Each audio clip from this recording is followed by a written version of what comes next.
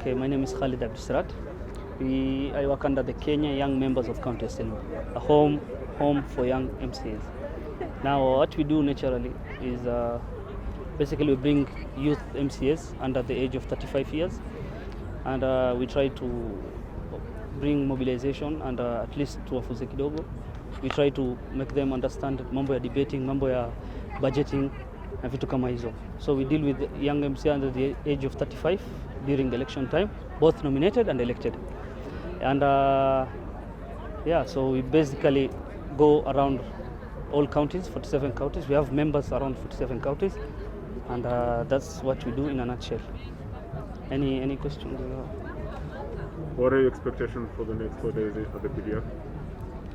We try to bring as many MCAs as we can here. We try to register them and also to educate the public that there is something called Kenya Young Members of County Assembly, to know what our expectations and our goals are. Yes.